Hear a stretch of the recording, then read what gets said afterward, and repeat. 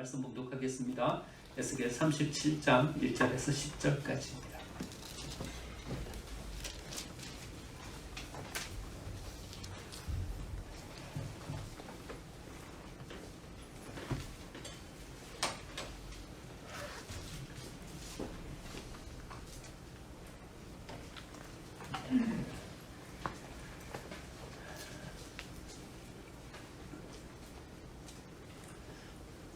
오늘 우리에게 주시는 하나님의 말씀은 에스겔 37장 1절에서 10절까지입니다. 하나님의 말씀입니다. 여호와께서 권능으로 내게 임재하시고 그의 영으로 나를 데리고 가서 골짜기 가운데 두셨는데 거기 뼈가 가득하더라. 나를 그 뼈 사방으로 지나가게 하시기로 본즉 그 골짜기 지면에 뼈가 심이 많고 아주 말랐더라. 그가 내게 이르시되 인자야, 이 뼈들이 능히 살 수 있겠느냐 하시기로 내가 대답하되 주 여호와여, 주께서 하시나이다. 또 내게 이르시되 너는 이 모든 뼈에게 대언하여 이르기를 너희 마른 뼈들아, 여호와의 말씀을 들을지어다. 주 여호와께서 이 뼈들에게 이같이 말씀하시기를 내가 생기를 너희에게 들어가게 하리니 너희가 살아나리라. 너희 위에 힘줄을 두고 살을 입히고 가죽으로 덮고 너희 속에 생기를 넣으리니 너희가 살아나리라. 또 내가 여호와인 줄 너희가 알리라 하셨다 하라. 이에 내가 명령을 따라 대언하니 대언할 때 소리가 나고 움직이며 이 뼈 저 뼈가 들어맞아 뼈들이 서로 연결되더라. 내가 또 보니 그 뼈에 힘줄이 생기고 살이 오르며 그 위에 가죽이 덮이나 그 속에 생기는 없더라. 또 내게 이르시되 인자야, 너는 생기를 향하여 대언하라. 생기에게 대언하여 이르기를 주 여호와께서 이같이 말씀하시기를 생기야, 사방에서부터 와서 이 죽음을 당한 자에게 불어서 살아나게 하라 하셨다 하라. 이에 내가 그 명령대로 대언하였더니 생기가 그들에게 들어가매 그들이 곧 살아나서 일어나 서는데 극히 큰 군대더라. 아멘. 옆에 계신 분들과 함께 인사 나누겠습니다. 은혜의 자리에 잘 오셨습니다. 여기가 은혜의 자리인 줄 믿습니다. 오늘 에스겔은요, 남유다가 바벨론에게 멸망당하고 포로로 잡혀갑니다. 세 차례에 걸쳐서 포로로 잡혀가는데요, 두 번째 포로로 잡혀갈 때 바벨론으로 잡혀간 사람입니다. 에스겔은요, 제사장 가문이에요. 아버지도 제사장이고 할아버지도 제사장이고, 요즘 말로 하면 목사 아들이, 아버지도 목사고 할아버지도 목사고 그 위에 조상들도 목사고, 자기도 거기 가가지고 선지자로 불림을 받았어요. 하나님께서 환상으로 이 환상을 보여주신 거예요. 여기 기록된 이 말씀은요, 예레미야에게 예스겔에게 보여주신 비전이에요. 환상이에요. 그리고는 그 환상을 보면서 다시 현실로 돌아와서 이 현실 속에서 그들이 어떤 것을 꿈꾸고 그들의 삶을 어떻게 살아가야 할 것인가, 이것을 가르쳐 주시는 말씀입니다. 에스겔이 골짜기에서 본 환상은요, 사방에 가득한 뼈들의 환상을 보게 됩니다. 2절 말씀 보니까 나를 그 뼈 사방으로 지나가게 하시기로 본즉 그 골짜기 지면에 뼈가 심이 많고 아주 말랐더라. 여기서 두 단어를 한번 주목해서 볼 필요가 있어요. 하나는 골짜기라는 단어이고요, 한 단어는 아주 마른 뼈. 이 두 단어를 한번 주목해 볼 필요가 있어요. 그럼 성경에서 골짜기는요, 인생의 고난의 때를 의미해요. 우리가 힘들고 어려운 삶을 살아갈 때 성경은 뭘로 표현하냐 하면요, 우리가 골짜기를 지나간다. 골짜기는 햇빛도 안 들죠. 앞이 꽉 막혀갖고 뭘 분간할 수도 없죠. 이런 곳이 골짜기예요. 그런데 그 골짜기에서 본 것이 뭐냐 하면요, 아주 마른 뼈들이에요. 살아있는 생기 있는 생명체가 아니고요, 죽은 신체도 아닌 완전히 다 썩어가지고 이제는 뼈밖에 남지 않았는데, 그 뼈를 또 성경에서는 어떻게 표현하고 있냐면 아주 마른 뼈라고 이렇게 표현하고 있습니다. 여러분, 골짜기를 지나가도요, 시편 23편에 기록된 대로요, 사망의 음침한 골짜기를 할지라도 주의 막대기와 주의 보호하심이 나한테 있으면 뭐가 두렵겠습니까? 지나갈 수 있는 거죠. 하나님께서 나의 보호자가 되어 주셔가지고 나를 인도해 주시면요, 여러분 골짜기 인도를 어떻습니까? 지나가면 되는 것이죠. 시편 84편에 기록된 대로요, 우리가 눈물의 골짜기를 지나갈지라도요, 거기에 웅덩이가 있으면요, 그 샘이 있다는 말이죠. 샘이 있으면요, 그 샘에서 우리가 심을 얻고 다시 기운을 차리고 그래 가면 또 골짜기를 지나갈 수 있지 않겠습니까? 이른 비가 거기에 내리면요, 그러면 거기에서 또 다른 어떤 소망을 가지고 골짜기를 지나갈 수 있지 않겠습니까? 그런데 이 골짜기는요, 사망의 음침한 골짜기, 눈물의 골짜기일 뿐만 아니라 사방을 둘러봐도 마른 뼈밖에 없는 그런 골짜기를 환상 가운데 보게 됩니다. 하나님께서 에스겔에게 이렇게 질문하십니다. 인자야, 뼈들이 능히 살 수 있겠느냐?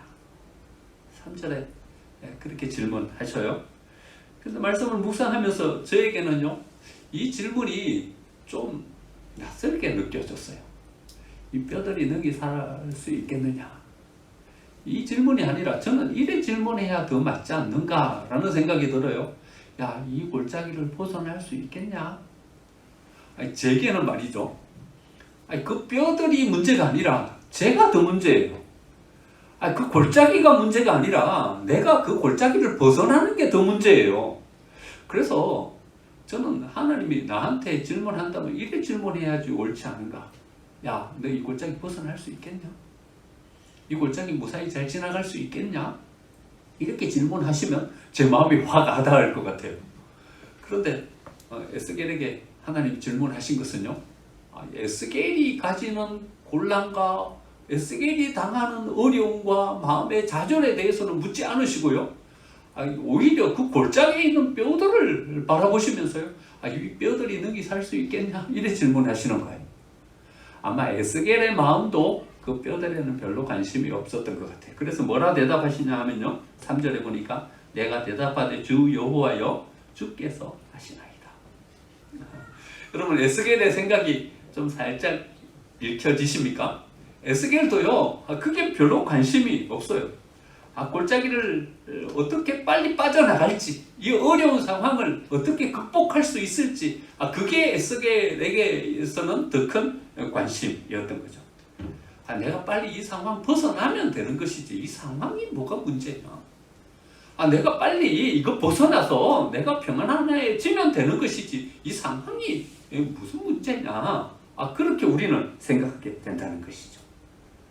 하지만요, 우리가 좀 이 지점에서 좀 머물러면서 가만히 이 부분을 한번 묵상해 보면요, 이 뼈들이 어떻게 해서 여기에 쌓이게 되었는가 하는 것을 한번 생각해 보게 되는 것입니다.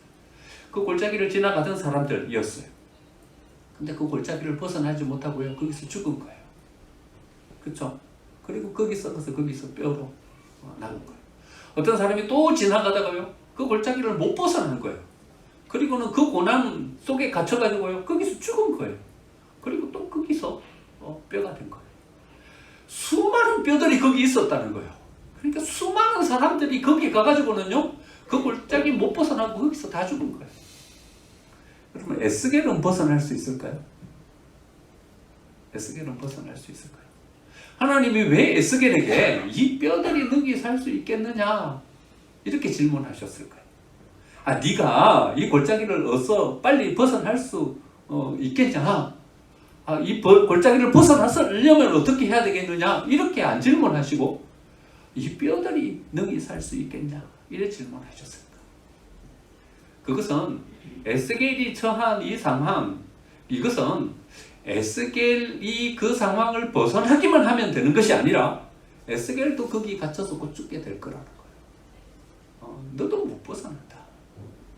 그리고 너도 곧 죽어서 여기서 이 마른 뼈의 주인처럼 너도 그래 될 것이다 라는 그런 하나님의 말씀인 것이죠. 그런데 이 뼈들은 누구를 의미하냐 하면요, 11절 말씀 보니까요, 이렇게 말하고 있어요. 인자야, 이 뼈들은 이스라엘 온 족속이라. 그러니까요, 이 사람들은 다 누구인가 하면요, 이스라엘의 동료들이었어요. 이스라엘 사람들이 지금 포로로 잡혀온 이 사람들인 거예요. 그러니까요, 이 자기 남유다는 멸망해가지고 완전히 불타버렸고요. 포로로 잡혀와갖고 바벨론에 지금 놓여져 있고요. 여기가 이 사망의 음침한 골짜기인 거예요. 눈물의 골짜기인 거예요. 그런데 이 골짜기 속에서 사람들은 다 죽는 거예요. 뼈들이 돼버리는 거예요. 그리고 너도 이 상황 못 극복하고 여기서 죽어서 이 뼈들처럼 될 수밖에 없다. 이렇게 말씀하시고 계신 거예요. 우리는요, 상황만 벗어나면 된다고 생각해요. 내가 이 상황 극복하고 그냥 빠져나가기만 하면 된다. 그러면 나는 살 수 있지 않겠냐. 이렇게 생각하는 거예요. 하지만 상황과요, 우리는 분리될 수 없습니다. 뼈들이 널브러져 있는 그 골짜기를 만든 사람들이 누굽니까? 이스라엘 사람들입니다. 그리고 그 에스겔 자신인 것입니다. 상황과 나를 완전히 분리할 수 있습니까? 분리할 수 없습니다. 여러분, 어렵고 힘든 상황이 돼버렸어요. 그런 상황을 만든 사람은 누굽니까? 우리들인 것입니다. 나인 것입니다. 힘든 골짜기를 지나가고 있어요. 그 골짜기 누가 만들었어요? 이스라엘 사람들이 만든 거예요. 여러분, 그 골짜기에 대한 책임은 누구에게 있냐 하면요, 에스겔 자신에게 있는 것이고 이스라엘 사람들에게 있는 것입니다. 그래서 하나님은 이렇게 질문하고 계시는 것입니다. 이 뼈들이 능히 살 수 있겠느냐? 이렇게 질문하고 계시는 것입니다. 여러분, 우리가 도망하려고 하면요, 우리는 얼마든지 도망할 어떤 출구를 찾아서 나아갈 수 있을 것입니다. 하지만 도망하면 그게 답이 되는 것입니까? 상황을 벗어나려고 애를 써서 상황을 벗어나려고 하면 우리는 상황을 벗어나기는 할 수 있을 것입니다. 하지만 그 상황을 벗어나기만 하면 모든 것이 다 해결되는 것입니까? 어떤 한 성도님이 목사님을 찾아왔어요. 이거는요, 우리 모두가 잘 알고 있는 예화예요. 그 성도가 목사님에게 이렇게 이야기하는 겁니다. 목사님, 나는 이렇게 불완전한 교회는 못 다니겠습니다. 사랑도 없고요, 어떤 교회다운 어떤 모습도 없고요, 이렇게 불완전한 교회는 못 다니겠습니다. 내가 완전한 교회를 찾아서 그 교회로 나아가고 싶습니다. 그 목사님이 이 교회가 불완전하고 사랑도 없고 여러 가지로 연약하다니까 어쩝니까? 그러면 완전한 교회를 한번 찾아보십시오. 근데 목사님이 이렇게 당부했어요. 집사님, 완전한 교회를 만약에 세상 가운데서 찾으시거든요, 집사님 절대로 그 교회 나가시면 안 됩니다. 왜 그래 말했겠어요? 집사님이 그 교회로 가시는 순간 그 교회는 불완전한 교회가 돼버리고 맙니다. 집사님, 그 교회로 가시면 안 됩니다. 이런 이야기했다는 거예요. 여러분, 우리가 도망하면 그것으로 끝납니까? 그 상황 벗어나면 그것으로 모든 것은 해결되는 것입니까? 왜냐하면 나는 그 상황과 다른 존재다 이래 생각하기 때문에 그러는 거예요. 그런데 여러분, 가만히 잘 생각해보면 그렇지가 않아요. 그 상황을 만든 사람은 나이고요, 그 상황의 중심에는 내가 있었고요, 그 상황의 모든 것은요, 내 속에 고스란히 스며들어 있는 거예요. 내가 다른 곳으로 옮겨간다고 해서 다른 상황이 펼쳐질 것이 아니라 나는 또 다른 그런 상황을 그 속에서 만들어가는 자로 거기에 서게 될 것이기 때문에 그러합니다. 여러분, 하나님은요, 우리가 그저 그 골짜기를 벗어나서 나만 좀 더 괜찮은 상황 가운데서, 나만 좀 더 덜 어려운 환경 가운데서 서면 된다, 이렇게 생각하고 있는 우리들에게요, 하나님은 우리에게 뭐라고 말씀하고 계시냐면, 너가 거기서 그 골짜기를 좀 바꿀 수 없겠냐? 이래 말씀하고 계시는 거예요. 너가 거기 서서 거기를 사망의 음침한 골짜기가 아니라 믿음과 생명이 있는 골짜기로 바꿀 수 없겠냐? 이래 말씀하고 계시는 거예요. 시편 23편에 나와 있는 말씀처럼요, 내가 사망의 음침한 골짜기로 다닐지라도 해를 두려워하지 않을 것은 주께서 나와 함께 하심이라. 주의 지팡이와 막대기가 나를 안위하시나이다. 여러분, 도망하기 시작하면요, 우리는 도망자로 전락해버려요. 맨 처음 한번 도망하기가 쉽죠. 그 다음 도망하는 것은 어렵지 않아요. 여러분, 누가 도망자가 되고 싶겠습니까? 하지만 우리는 한번 도망하고 나면 그 다음 또 도망하게 되는 것이고요, 또 어려운 상황을 만나면 또 회피를 선택하게 될 것입니다. 그리고 결국 우리는 도망자로 전락해버리고 말 것입니다. 여러분, 상황에 맞서십시오. 하나님께서 그 상황을 바꾸어 가실 수 있는 능력을 여러분들에게 허락해 주실 것입니다. 여러분, 사망을 회피하지 마십시오. 하나님께서 여러분들에게 허락해 주신 그 권능과 그 능력을 가지고 오히려 그 마른 뼈들이 가득한 그 골짜기를 하나님의 위로가 있고 하나님의 은혜의 역사가 있는 골짜기로 바꾸어가는 여러분들이 되시기를 간절히 축원드립니다. 여러분, 시편 23편은 누가 쓴 시입니까? 다윗이 쓴 시입니다. 사망의 음침한 골짜기. 여러분, 이 골짜기가 바로 다윗이 걸어가고 있는 광야에서 도망자의 생활을 하고 있는 이 상황이었죠. 사울은 끊임없이 군대를 가지고 자기를 추격하고 있고요. 거기에서 살아가는 이 다윗의 삶은요, 사망의 음침한 골짜기와 같은 그런 삶이었습니다. 하지만요, 다윗은 그 사망의 음침한 골짜기 거기에 갇혀 있는 사람이 아니었습니다. 오히려 그곳을 하나님의 은혜의 역사가 있는 곳으로 바꾸어가고 만들어가는 사람으로 쓴 사람이 바로 다윗인 것입니다. 여러분, 도망가지 마십시오. 도망가면 여러분 결코 다윗이 될 수가 없는 것입니다. 상황에 맞서십시오. 그러면 여러분들은 다윗과 같은 사람으로 여러분들의 삶을 세워갈 수 있게 되는 것입니다. 도망가도 내 속에 힘이 없으면요, 거기는 또 사망의 음침한 골짜기가 돼버리고 마는 것입니다. 하지만 내 속에 하나님이 허락해 주신 은혜의 역사를 가지고 서면요, 여러분, 이 사망의 음침한 골짜기를 생명의 골짜기로 만들어갈 뿐만 아니라 내가 가는 곳은 어디든지 하나님의 은혜의 역사가 있는 곳으로 새롭게 바꾸어 갈 수 있는 하나님의 사람으로 세움받을 수 있게 되는 것입니다. 회피하고 도망하면요, 우리는 상황이라는 감옥에 갇히게 됩니다. 그리고 상황은 못 이기는 거예요. 상황을 못 이겨서 또 도망가는 거예요. 도망가면 거기는 탄탄대로의 길만 우리 앞에 놓여집니까? 또 어려운 상황이 또 닥치는 거예요. 그러면 거기에서 우리는 또 뭘 선택하게 되냐면요, 또 회피를 선택하게 되는 거예요. 이 사람은요, 상황이라는 감옥에 갇혀서 그 감옥에서 나오지 못하는 사람이 돼버리고 맙니다. 여기가 어디입니까? 여기가 이 골짜기인 것입니다. 여러분, 이 사람들은 왜 이 골짜기에 갇혀서 이 골짜기를 벗어나지 못하고 이 골짜기를 새롭게 바꾸어 가지 못하고 죽어서 해골로 전락해 버렸습니까? 회피하고 도망가는 것을 선택했던 사람들인 것입니다. 그 상황에 갇혀서 더 이상 그 상황을 극복하지도 못하고 그 상황을 새롭게 개선시키지도 못한 사람들인 것입니다. 선택하고 판단할 때요, 여러분 신중하셔야 됩니다. 여러분 기도하셔야 됩니다. 왜 기도해야 되냐 하면요, 여러분 우리가 한번 선택하고 나면요, 그 선택이라는 것에 우리는 갇혀버립니다. 내가 선택했으니까, 내가 판단했으니까는요, 그 판단이라는 판단에 나는 갇혀버립니다. 그리고 그 감옥 속에서 나는 좀처럼 나오기가 어렵다는 것입니다. 미켈란젤로가요, 다비드상을 만들어 놓고 사람들 앞에 내놨어요. 사람들이 감탄을 한 거예요. 마치 살아있는 사람 같은 거예요. 다윗이요, 골리앗을 향해서 이 물맷돌을 돌리고 있는 그 장면이 있지 않습니까? 그 눈매가요, 골리앗을 바라보고 있는 그 눈매가요, 금방이라도 거기에서 빛이 번쩍번쩍 나오는 것 같았어요. 그 근육 하나하나의 어떤 표현이요, 금방 그 손에 들고 있는 물매에서 돌이 툭 튕겨져 나갈 것 같은 그런 형상을 하고 있는 거예요. 사람들이 너무나도 감탄스러워가지고 미켈란젤로에게 물은 거예요. 어떻게 이런 상을 만들 수 있었습니까? 어떻게 이런 상을 조각할 수 있었습니까? 물었더니요, 미켈란젤로가 그 상보다도 더 멋진 말로 이것을 표현했어요. 어떻게 표현했냐면요, 내 마음 가운데 다윗이 있었다. 다윗을 꿈꿨다는 거예요.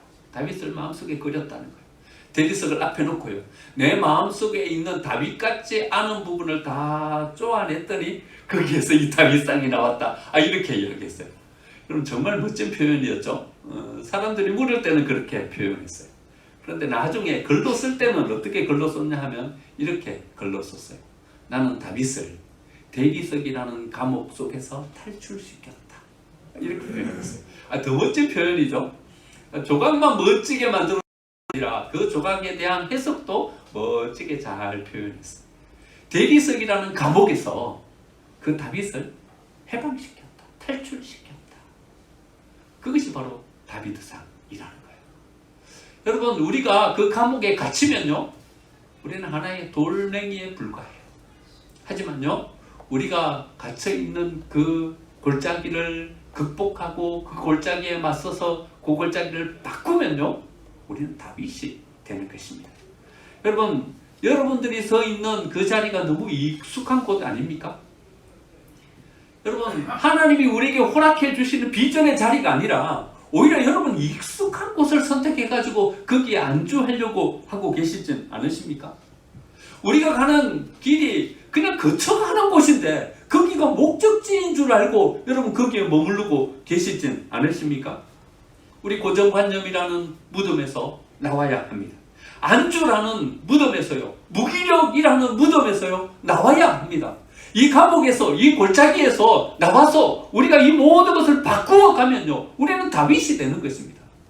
하지만 우리가 그 고정관념이라는 것에서 붙잡혀 있으면, 그 감옥을 탈출하지 못하고 우리가 그 속에 갇혀버리면요, 우리는 수많은 돌들 가운데 하나인 돌멩이에 불과한 존재로 전락해버리고 마는 것입니다. 이 골짜기를 어떻게 벗어날 수 있을까요?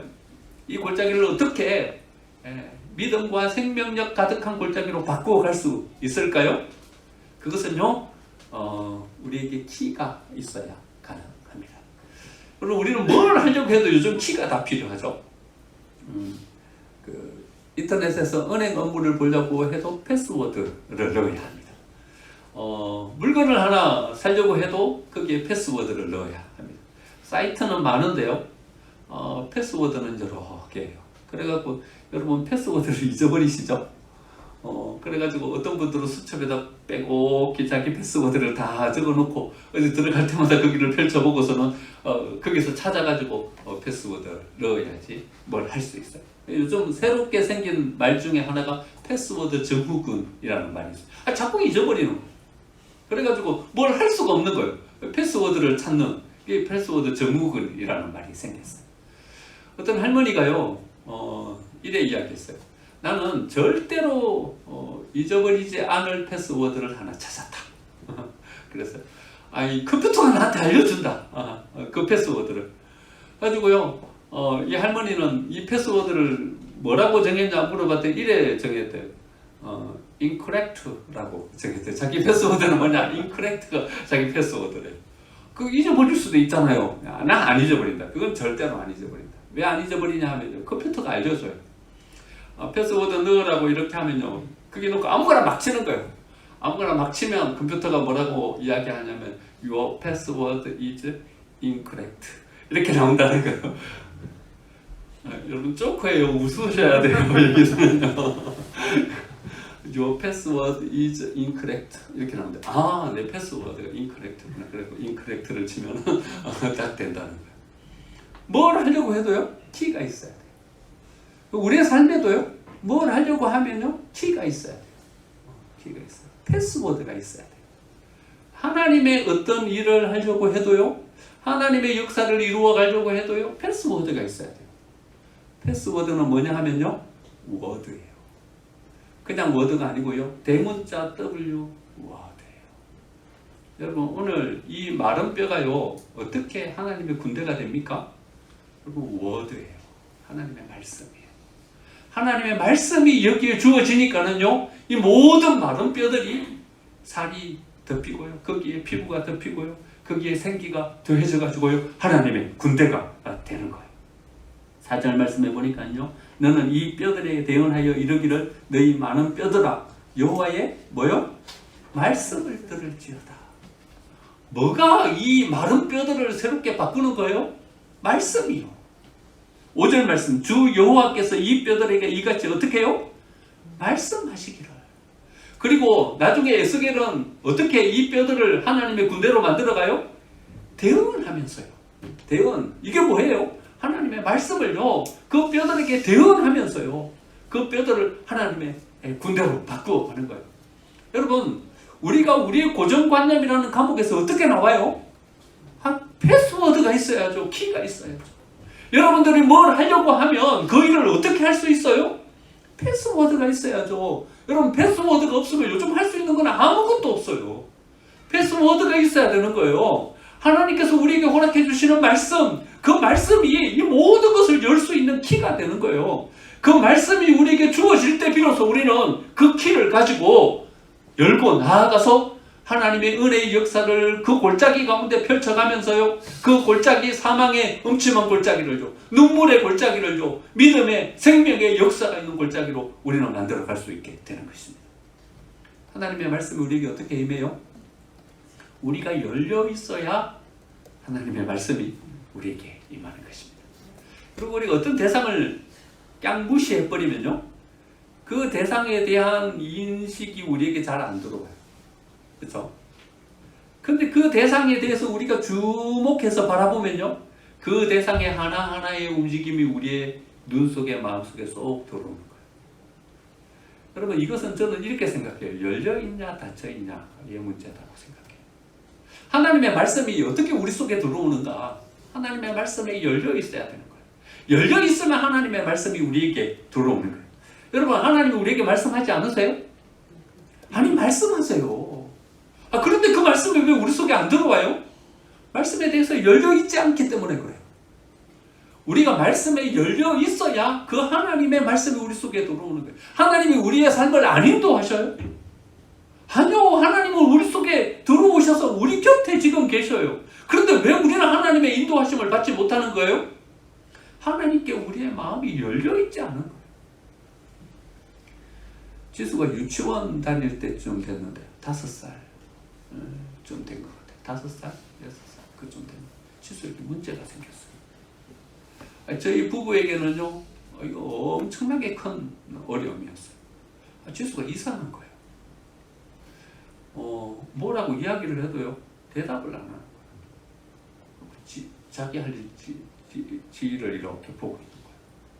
유치원에서도요, 선생님이 뭐라 그래도 선생님의 말에 잘 귀담아 듣지도 않고 지 할 일을 이렇게 혼자서 하고 있는 거예요. 마음에 얼마나 이게 관찰하면 관찰할수록 이게 마음속에 어려움으로 와닿는지요. 제가 새벽 예배 가가지고 울면서 하나님 앞에 기도했어요. 하나님, 어찌합니까? 어찌합니까? 이게 뭐 보통 어려운 문제가 아니었어요. 혼자 뭘 이렇게 하고 있어요. 불러도 도대체 하고 있는 거예요. 병원도 찾아다녀보고 좋다는 약도 먹여보고, 어떨 때는 하도 속이 상해갖고 막 지수를 앞에 놓고 꾸지람도 해보고요. 소용없어요. 이거 보통 심각한 문제가 아니었어요. 제가 하나님 앞에 이렇게 기도했다니까요. 하나님, 수많은 가정 가운데서 지수를 우리에게 맡겨주신다면 하나님, 이 십자가 제가 지고 가겠습니다. 울면서 이렇게 기도하면서 하나님 앞에 나아갔다니까요. 근데 어느 날 하루는 지수가 잠을 자고 있는데 이렇게 머리를 이렇게 쓰다듬어 주면서 제 마음은 애틋하고 찢어지는 것 같고, 이렇게 이게 뭐 이렇게 보니까 이렇게 그 귀 속을 이렇게 보게 됐어요. 귀 속을 봤더니요, 뭐가 꽉 차 있어요. 그게 가만히 들여다봤더니요, 귀지가요 양쪽 귀에 꽉 차 있는 거예요. 아이고, 그래가지고 당장 데리고 이비인후과를 갔죠. 갔는데요, 금방 빼내지도 못했어요. 약물을 집어넣고 녹여서 한참 만에 나왔는데요, 귀에서 진짜 어마어마한 귀지가 귀에서 빠져나온 거예요. 그 다음부터는요, 지수를 부르면요, 강지수 그러면 네 하면서 저희 두 부부가요, 그게 얼마나 신기한지요, 계속 불렀다니까요. 강지수 네 하면서 쫓아가요. 저 있으면 또 부르고 싶은 거예요. 왜냐하면 불러도 대답이 없던 아이가. 저희는 잡힌 줄 알았거든요. 잡힌 줄 알았거든요. 혼자 뭘 하고 있어요. 검사를 다 해봤는데 30개 항목 가운데 29개 항목이 장폐로 나오는 거예요. 잡힌 줄 알았어요. 그런데요, 뒷구멍이 막혀갖고 안 들리는 거예요. 안 들리는 거예요. 그러니까 뭐라 그랬들 자기가 할 수가 있어야죠. 정말 이렇게 아팠던 가슴을 쓸어내렸어요. 그때요, 저희 두 부부는 하나님 앞에 기도하면서 이런 회개를 했어요. 저희 삶의 진로를 놓고 저희들이 고민하고 있었거든요. 어디로 가야 될지. 그런데 한 번도 그 진로를 놓고 기도하지 않은 거예요. 그냥 상황을 보면서 판단하려고 한 거예요. 그냥 모든 여건들을 보면서 우리의 경제적인 상황, 그걸 보면서 판단하려고 한 거. 그때서 다시 하나님께서 우리에게 들려주시는 음성을 들었어요. 야, 너 왜 내 소리에 있는 귀를 막고 있냐? 내가 너에게 말하려고 하는 그 말에 대해서는 왜 안 듣냐? 이렇게 우리에게 말씀해 주시는 하나님의 음성을 들었어요. 하나님 앞에 다시 무릎 꿇었어요. 하나님, 우리에게 말씀해 주시는 것을 이제 우리 마음은 열고 우리 가슴 열고 하나님 듣겠습니다. 우리에게 말씀해 주십시오. 하나님께 기도하면서 나아갔던 때가 있었습니다. 여러분, 하나님은 우리가 말씀하시는 분이십니다. 믿으십니까? 하나님은 우리를 찾아오시는 분이십니다. 하나님은 우리를 향한 계획을 가지고 계신 분이십니다. 하나님은 우리를 인도하시는 분이십니다.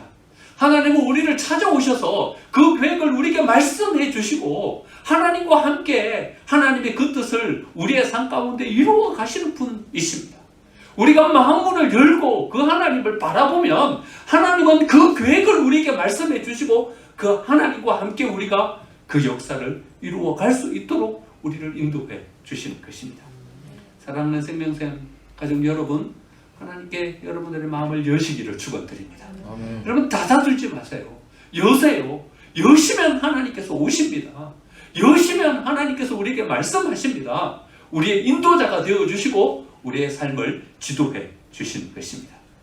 하나님의 말씀을 따라 행했더니요, 죽음의 골짜기에 변화가 생기기 시작합니다. 7절 말씀해 보니까요, 이에 내가 명령을 따라 대언하니 대언할 때 소리가 나고 움직이며 이 뼈 저 뼈가 들어맞아 뼈들이 서로 연결되더라. 여러분, 뼈에 힘줄이 생기고요, 살이 오르고요, 가죽이 덮이고요. 이 마른 뼈들이 말입니다. 이렇게 변해버린 거예요. 그런데요, 저는 이 본문에 여기에서 잠깐 머물렀어요. 혹시 여기에 머무르고 여기에 멈추어서 만족하고 있지는 않은가 바라봤어요. 마른 뼈가 살이 올랐으니까요. 이야, 얼마나 신기합니까? 됐다. 살이 올랐으니까. 가죽이 덮였어요. 마른 뼈가요, 사람이 됐다니까요. 아유, 됐다.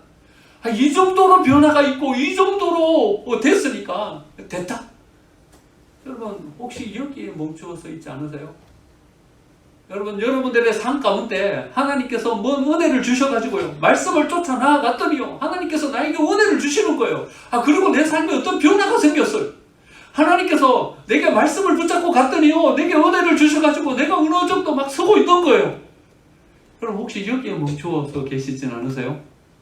여기에 문제가 있어요. 8절 말씀해 보니까요, 그 뼈에 힘줄이 생기고 살이 오르며 그 위에 가죽이 덮이나 뭐예요? 그 속에 생기는 없더라. 생기는 없더라.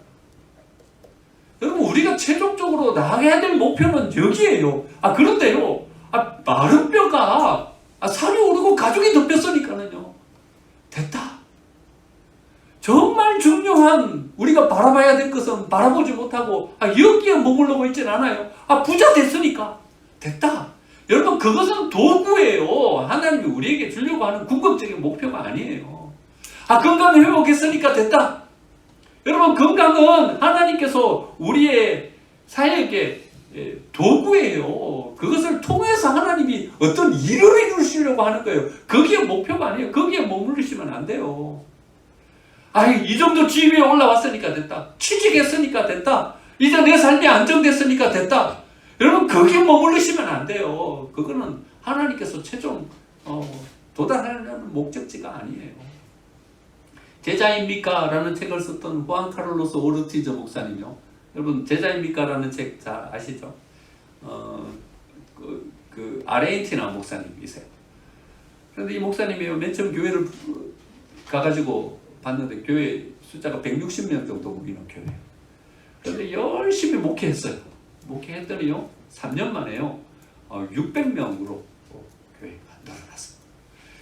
여러분, 얼마나 교회가 크게 부흥했습니까? 160명이 600명이 됐으니까 3년 만에 4배로 부흥했어요. 여러분, 별로 안 놀라시네요. 교회가 크지는 되게 어려워요. 교회가 부흥하는 것은요. 남이 부흥했다는 소리를 들으니까 그 부흥이 쉽게 되는 것 같아도 어려워요. 쉽지 않아요. 후안 카를로스 오르티즈 목사님이 만족했어요. 160명을 600명으로 만들어 놨으니까. 어느 날 새벽에 기도하는데 하나님이 이렇게 말씀하시는 거예요. 야, 너는 교회를 성장시킨 것이 아니라 교회를 살찌운 거야. 이런 말씀하시는 거예요. 너는 교회를 성장시킨 게 아니라 교회를 살찌운 거야. 야, 살찌운 게 성장이냐? 하나님이 목사님이 이런 말씀하시는 거예요. 여러분, 만약에 살찌는 게 성장이라면요, 제가 하나 한 권사님이 알고 있는데 그 권사님이 제일 많이 성장하셨어요. 예, 우리 가운데도 성장하신 분 많아요. 저를 비롯해서요. 예, 성장하신 분 많아요. 여러분, 살찌는 건 성장이 아니에요. 그렇죠? 살찌는 건 성장이에요. 뼈가 살이 오르고 가죽이 덮였으면 그건 이제 다 된 거예요. 그건 성장이 아니에요. 지식이 많아지는 것이 성장이에요? 아니요. 참된 가치를 아는 것이 성장이에요. 부자가 되는 것이 성장이에요? 부자가 되는 게 성장이 아니라요, 어디에 이 물질을 사용해야 되는지 분별력을 가지는 게 성장이에요. 여러분, 높은 집 위에 올라가면 이제는 내가 팀장이 됐으니까, 이제는 내가 리더가 됐으니까, 그게 성장이에요? 아니요. 담을 수 있는 그릇이 되는 것이 성장이에요. 여러분, 나이가 들어도요, 성장하지 못하면요, 뭐가 되냐 하면요, 요즘 젊은 애들이 이야기하는 꼰대가 되는 거예요. 여러분, 공동체가 횟수가 여러 해가 지나도 성장하지 못하면요, 그 교회는요, 교회가 이 사회 속에서 빛을 발하는데 끄는 역할밖에 못하는 거예요. 오히려 걸림돌이 돼버리고 마는 거예요. 우리가 궁극적으로 도달해야 될 목표는요, 하나님의 영이 충만한 살아 움직이는 하나님의 군대가 되는 것, 그것이 바로 우리가 도달해야 될 목표인 것입니다. 10절 말씀 보니까, 이에 내가 그 명령대로 대응하였더니 생기가 그들에게 들어가며 그들이 곧 살아나서 일어나 서는데 극히 큰 군대더라. 할렐루야. 군대더라. 이 말씀이 제 마음 가운데 얼마나 애틋하게 와닿았는지. 여러분, 살아있는 사람도 아니고요, 군대예요. 군대. 아무런 역할도 못하는 그저 생명만 가진 비실비실한, 살아났으니까 됐다, 이 정도가 아니라요, 이제는 뭔 일을 할 수 있는, 하나님의 나라를 세우고 이스라엘을 재건하고 하나님의 역사를 감당할 수 있는 군대예요. 하나님이 우리에게 주고 계시는 우리의 궁극의 꿈의 목표는 여기인 거예요. 꿈꾸시기를 축원드립니다. 그럼 우리가 나아가고 있는 이 골짜기가 사망의 음침한 골짜기입니까? 눈물의 골짜기입니까? 사방을 둘러봐도 우리 눈에 보이는 것은 마른 뼈밖에 보이질 않습니까? 혹시 우리는 이 생각에 머무르고 있지는 않았습니까? 어떻게 빨리 이 상황을 극복하지? 이 상황을 벗어나지? 여기에 머무르고 계시진 않으십니까? 하나님은 오히려 우리에게 이렇게 말씀하십니다. 네가 서서 이 골짜기를 생명의 골짜기로, 믿음의 골짜기로 바꾸어라. 우리에게 말씀하십니다. 여러분, 혹시 그저 마른 뼈들이 살이 덮이고 가죽이 덮이니까 이제 됐다, 이 정도면 됐다, 거기에 멈추어서 계시진 않으십니까? 거기에 생기는 없더라. 혹시 하나님께서 우리에게 도달하려고 하는 궁극의 목표, 그것은 놓쳐버리고 있지는 않습니까?